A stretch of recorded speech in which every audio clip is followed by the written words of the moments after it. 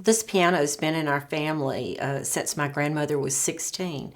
She was born in 1895, and then in 1910, 1911, for her 16th birthday, my great-grandfather told her to go to New Orleans to play pianos and select one. She was quite the musician.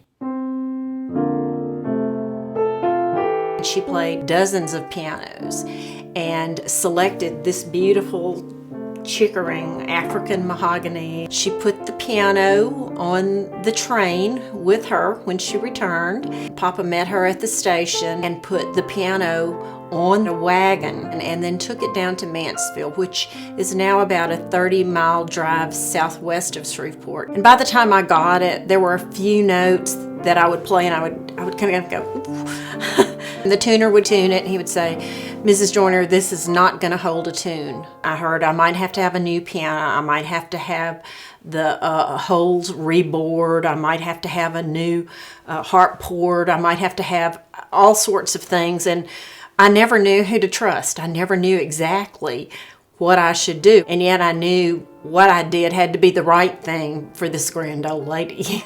My car was running fine. My piano wasn't. And so I was going to put the money into the piano. I had seen someone that had had a Linda Blatt experience and had sent the piano off, and it came back just remarkable. I have new generations in the family who are going to be appreciating this for years, just as I did. So I made this leap of faith to send the piano away to the frozen north with people I didn't know.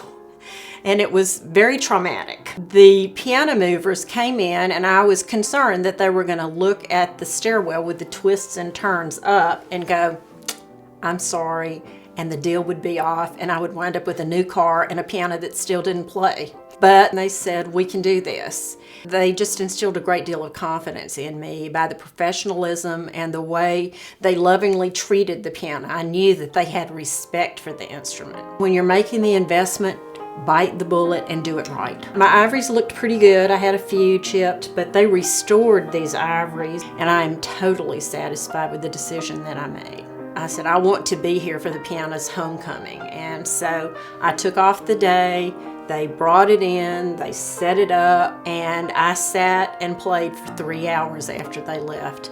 The first song I played was Amazing Grace, because I kept thinking it's like Amazing Grace that we found these people. I wanted it to look like a lady who had a little age on her but was still beautiful. I wanted it to look like it was an antique that had been lovingly cared for. And indeed, that's what it does. Mr. Linda Blatt told me, he says, "Mrs. Joyner, when this piano is restored, you're going to see why your grandmother selected this one of all the dozens of pianos she played." And I do.